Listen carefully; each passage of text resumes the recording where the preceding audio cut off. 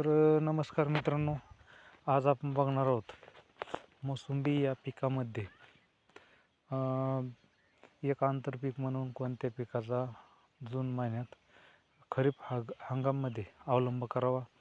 तर मित्रांनो, आपण जून महिन्यात 7 तारखेला कपाशी या पिकाची लागवड केलेली. तर प्रथमतः आपले जे झाडाची जी लागवड आहे, ही लागवड 16x14 या अंतराने आपण झाडांची लागवड केलेली. तर पूर्व पश्चिम असं 14 अंतर ठेवलेलं आहे आणि दक्षिण उत्तर हे 16 फूट अंतर ठेवलेलं. तर 16 फूट अंतर ठेवल्यामुळं आपले झाडं 5 वर्षे पूर्ण झालेली. 5 वर्षे पूर्ण झाल्यामुळं आपण याच्यात जे काही असे कमी पातळ प्रमाणात जे रोपाची लागवड होईल अशा पिकाचा अवलंब केलेला. याच्यामध्ये आपण निवडलेलं पीक आहे कपाशी. तर कपाशी हे पीक मित्रांनो, दोन्ही झाडाच्या दोन्ही रांगेच्या मधलं अंतर आपण 5 फूट असं ठेवलेलं आहे आणि 2 झाडाच्या मधलं अंतर हे 2 फूट. तर या प्रकारे आपण कपाशी या पिकाची लागवड केलेली. तर या पिकाची लागवड करण्याचा उद्देश हाच आहे की आपल्या मोसंबी बागायतदार शेतकऱ्याला जो काही हमी भाव पाहिजे होता मोसंबीबद्दल, तर तो मिळालेला नाही. त्याच्यामुळं आपण मोसंबी या पिकामध्ये आपल्याला जास्त म्हणजे क्षेत्र जास्त उतरलेलं आणि नफा कमी झालेला. त्याच्यामुळं आपण सरकी या पिकाची लागवड केलेली. तर याच्यामध्ये मित्रांनो असं मधलं अंतर 5 फूट आणि हे 2 फूट असं घेतलेलं आहे आणि झाडाच्या बाजूला जे अंतर आहे हे 5-5 फूट ठेवलेलं मित्रांनो. तर 1 फुटाचा थोडंफार हे झालेलं, अर्धा फूट या साईडला, अर्धा फूट या साईडला. तर या प्रकारे आपण मोसंबीमध्ये सरकी या पिकाची लागवड केलेली. तर मित्रांनो, ह्या पिकाची लागवड केल्यामुळं मोसंबीसाठी जी काही हवा मिळणारी सुटसुटीत राहते, जेणेकरून आपण त्याची एक दक्षता घेतलेली. म्हणजे 2x5 असं अंतर ठेवल्यामुळं ह्या कडेची त्या कडेला हवा जाते. त्याच्यामुळं या पिकाची आम्ही लागवड केलेली. तर मित्रांनो, तुमच्याकडे जर मोसंबी असेल आणि तुमच्याकडे कमी क्षेत्र असेल, म्हणजे तुम्ही स्वतः जर मशागत करू शकत असाल, तर तुम्ही मोसंबीमध्ये सरकी या पिकाची जर लागवड केली 2 तास, तरी तुम्हाला भरपूर असा फायदा भेटेल. जेणेकरून जे काही आपली मोसंबीचा भाव आहे हा कमी जास्त होत असतो, शेतकऱ्याला परवडत नाही.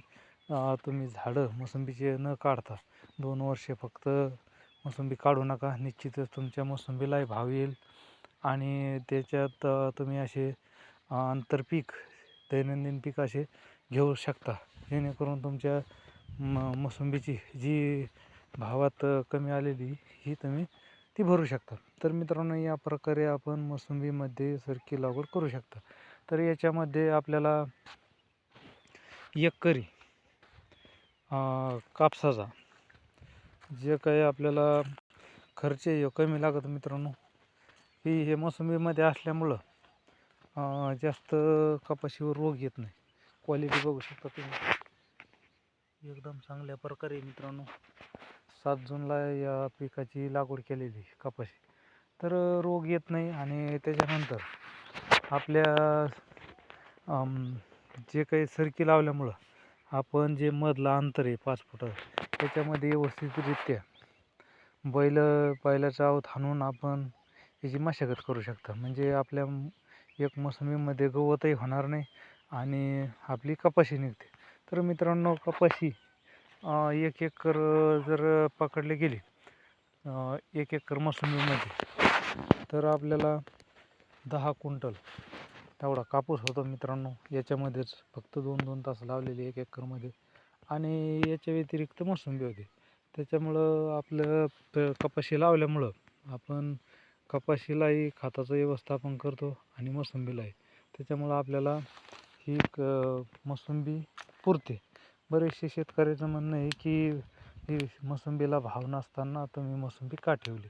तर मित्रांनो, त्याच्यामुळंच आपण हा एक व्हिडिओ बनवलेला आहे की मोसंबीला भाव नसल्यामुळं आपण एक आंतरपीक म्हणून कपाशी या पिकाची लागवड करून जे काही मोसंबीच्या भावात कमी जास्त झालेले ते भरण्यासाठी हे एक पिकाचा अवलंब केलेला.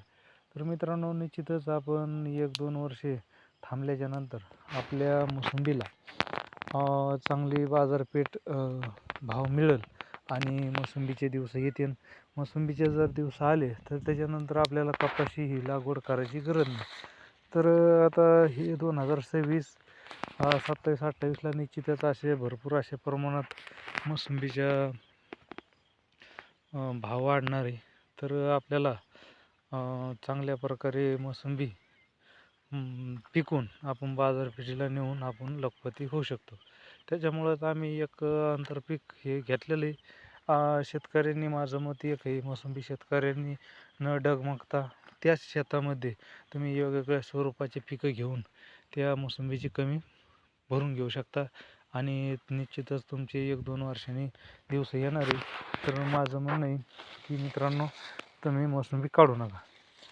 मोसंबीचे दिवस येणार आहे. नंतर तुम्ही काढून टाकली आणि नंतर भाव वाढल्यास नंतर तुम्ही लागवडही केली तरी तुमचे 5-6 वर्ष राहणार आणि 5-6 वर्षानंतर पुन्हा तेच होणार. त्याच्यामुळं मोसंबी शेतकरी बागायतदारांनी मोसंबी काढू नये.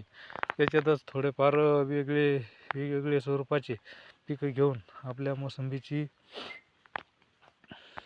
निगा राखणे आणि उत्पन्नात भर पाडणे याच्यात भरपूर महत्त्व आहे मित्रांनो.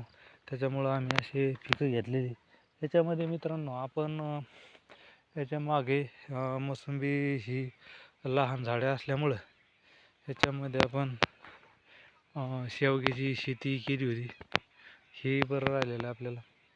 तर मित्रांनो, या प्रकारे आपण मोसंबीत आंतरपीक म्हणून कपाशी या पिकाची लागवड करू शकता.